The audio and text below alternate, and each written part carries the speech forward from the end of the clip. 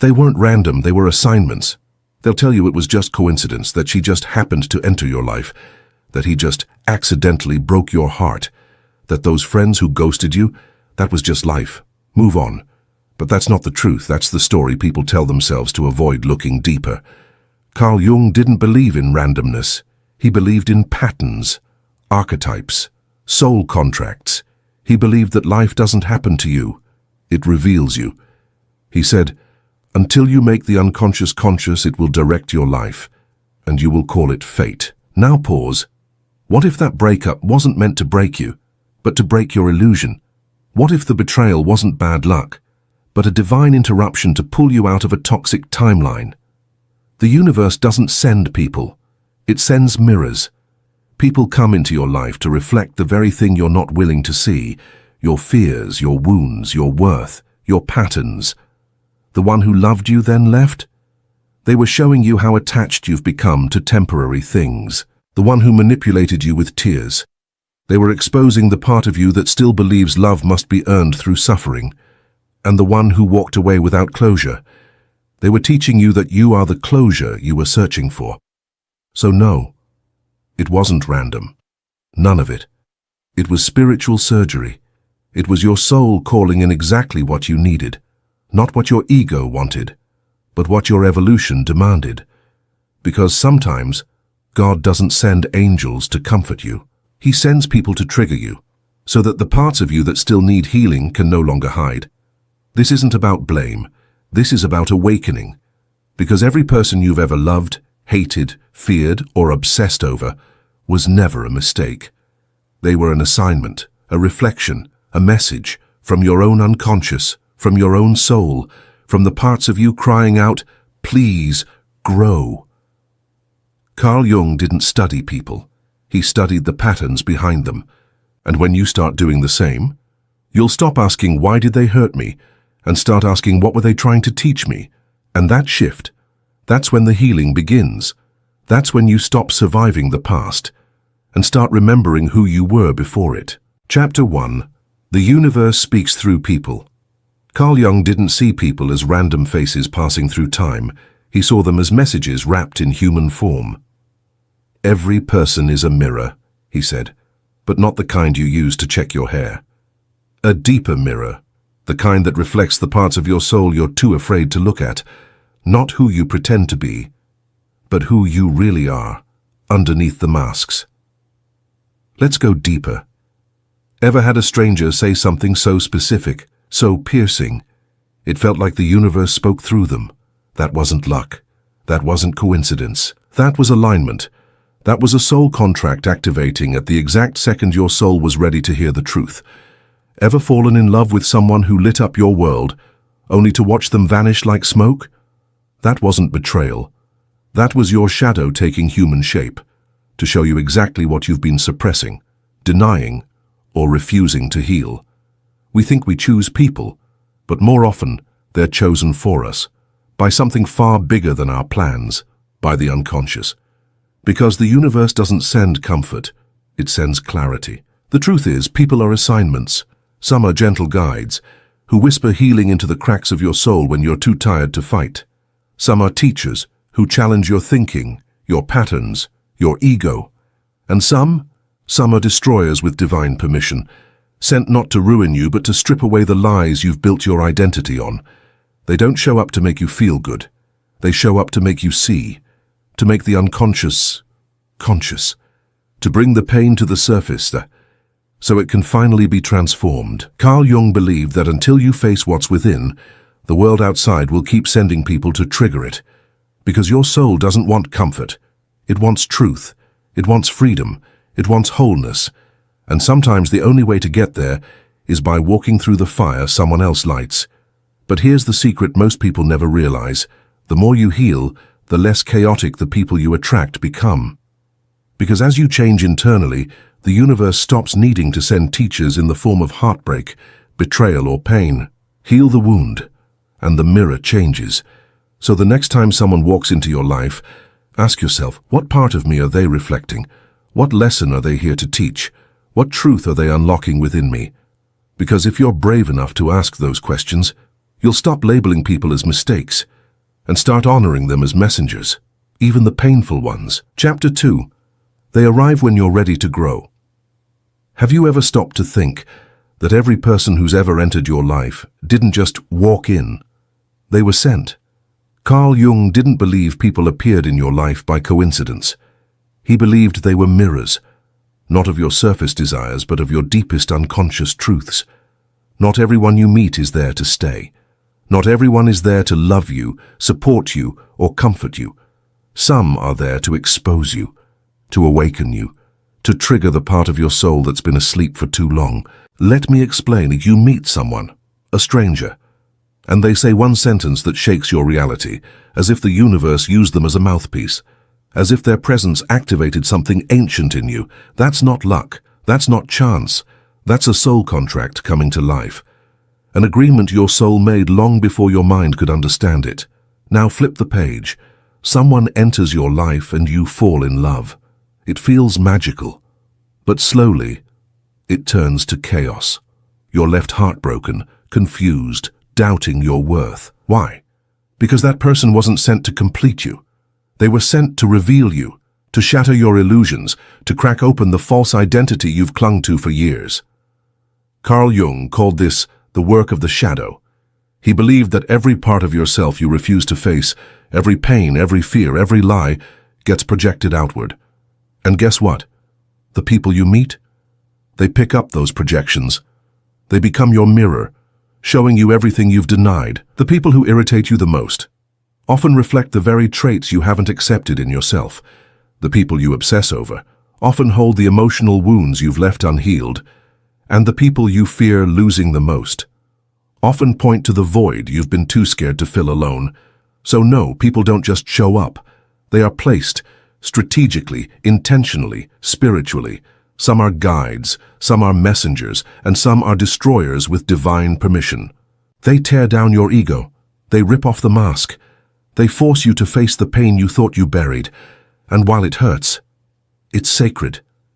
Because in Jungian psychology, this is the path to individuation, to becoming your whole self, to integrating every lost, broken, or exiled part of your being. You don't become your highest self by reading books.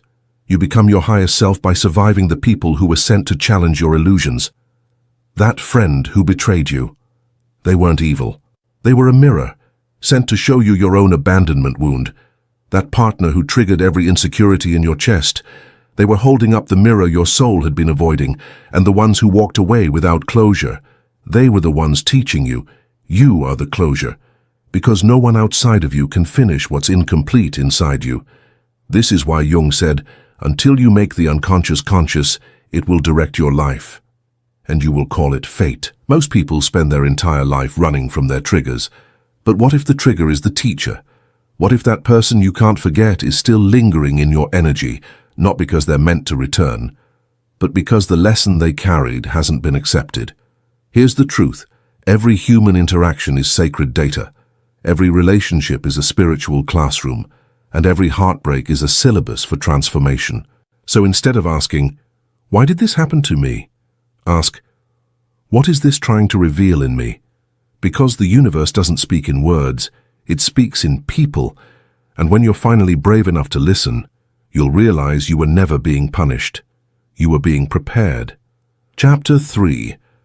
The wound is where the light enters. It's easy to hate the ones who hurt you, to replay the betrayal, to resent the silence, to curse the pain. But what if they weren't enemies? What if the people who shattered you were actually sacred messengers, wearing the disguise of chaos? Carl Jung understood this truth better than anyone. He didn't see suffering as punishment. He saw it as a portal. He said, there is no coming to consciousness without pain. Because the soul doesn't evolve through comfort, it evolves through cracks. And the ones who cracked you open, they were never random. They were precisely designed to pull you out of your false self, to burn away the parts of you that were built in fear, in people-pleasing, in survival. Think about it. That person who betrayed your trust? Yes, it burned, but that pain forced you to finally question who you give your energy to. That lover who left you in the dark without answers? That abandonment, it broke you, but it also built you. It taught you to create your own light. To stop depending on someone else's flashlight to find your way.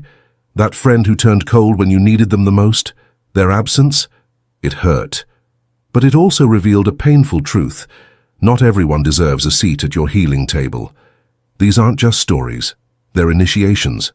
They're sacred fires. They're invitations to a deeper self, one that's not defined by who stays, but by who you become when they leave. Because here's the truth Jung taught. The wound is the birthplace of the breakthrough. And the people who wound you, they're the midwives of your transformation. You don't become powerful by being protected from pain. You become powerful by learning how to transmute pain into purpose. Yes, they hurt you, but in doing so, they unlock doors inside you that would have never opened otherwise. You stopped giving blindly. You stopped tolerating nonsense. You started valuing your presence. You started healing the childhood beliefs that whispered, "You're not enough unless you're needed." So don't curse them. Thank them. Thank them for doing the job your comfort zone refused to do. Thank them for being the storm that tore your roof off, because only then did you look up and remember. You were always meant to build a sky of your own. In Jungian psychology, the shadow isn't your enemy, it's your invitation.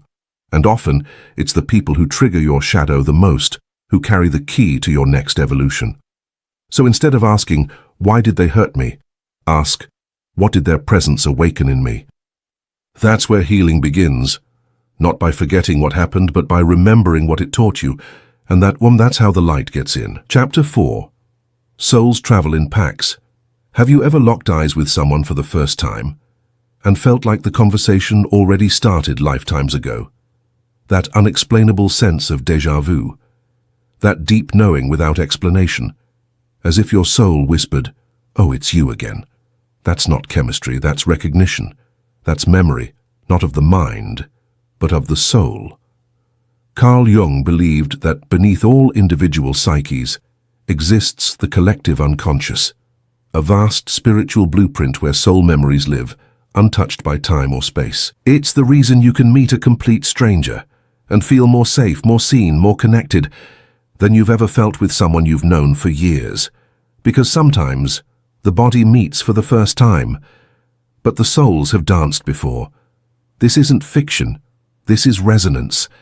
Some souls walk into your life not to teach you something new, but to help you remember what your soul already knows. You say, "I've known you forever," but what you're really saying is, "My soul has been waiting for this reunion." These aren't relationships, these are revelations. Sometimes they last a moment, sometimes they stay for years, and sometimes they come, crack you open, then leave, because their work is done. Soul contracts, agreements made before this life, forged in energy, sealed in purpose. Some are meant to love you, some are meant to trigger you, some are meant to wake you up from the coma of unconscious living. You don't attract them, you remember them. And when that remembrance happens, it's like the universe pauses for a second. Everything aligns, the noise fades, and for a brief moment, you step outside time into a space your soul has been to before. Jung understood this deeply. He didn't just study minds, he studied timeless bonds. He said, "The meeting of two personalities is like the contact of two chemical substances. If there is any reaction, both are transformed." And that's exactly what these soul meetings do. They transform you, not always gently, not always beautifully, but always spiritually. Because the soul doesn't crave consistency, it craves growth, and growth often comes wrapped in people who make you feel both completely safe and dangerously awake at the same time. So when you meet someone and everything inside you says, "Something about you feels eternal," trust it. That's not fantasy. That's a contract unfolding. It's the universe reminding you, you're not alone in this journey. You're traveling in a soul pack, scattered across timelines, reunited through purpose, woven together by destiny. These connections are sacred. Honor them, even the ones that ended in tears, because even if the ending was human, the meeting was divine. Chapter 5. Some stay, some teach, some leave. Not every soul that walks into your life is meant to walk with you forever. And that's not failure. That's design. That's soul architecture. Some people come like cherry blossoms, delicate, breathtaking, but brief.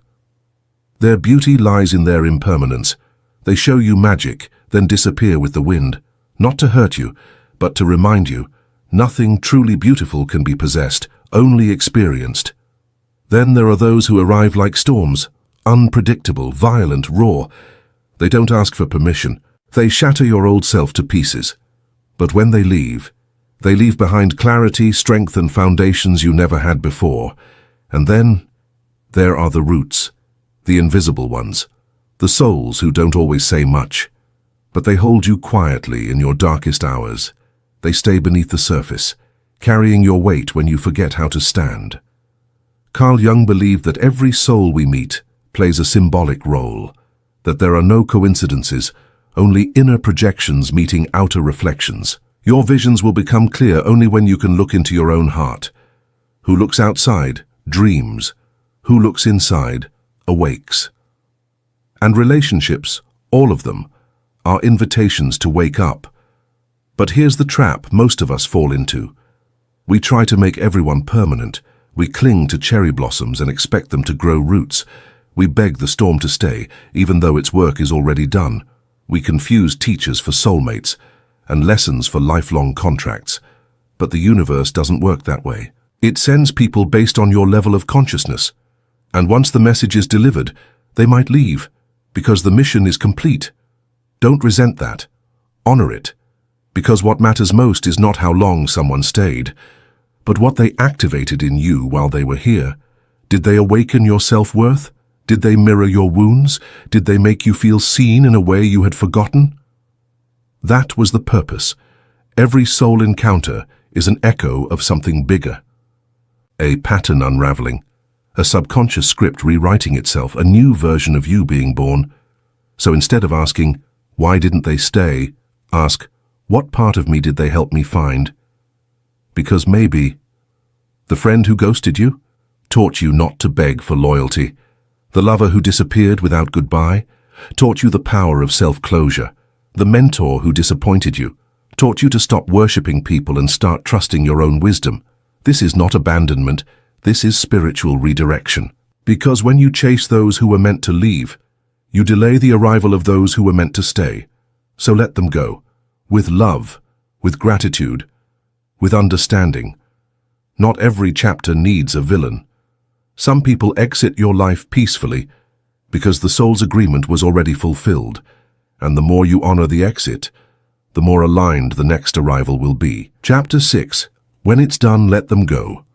Sometimes they don't explain, they just disappear. No warning, no final conversation, no apology, just silence.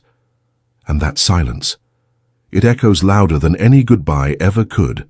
It leaves you searching, replaying, rereading old messages, overthinking every moment, trying to find the one thing you could have done differently, as if closure is something they owe you, as if their absence is a debt you must collect. But the truth? They didn't leave without a reason. They left because their role was fulfilled. Their presence served its purpose. Their scene in the movie of your life reached its final line. Carl Jung said it with piercing simplicity. What you resist persists. That means the more you fight to understand why they vanished, the more you trap yourself in a loop of obsession, of grief, of trying to rewrite a chapter that's already closed. The pain isn't always because they're gone. The real pain is your resistance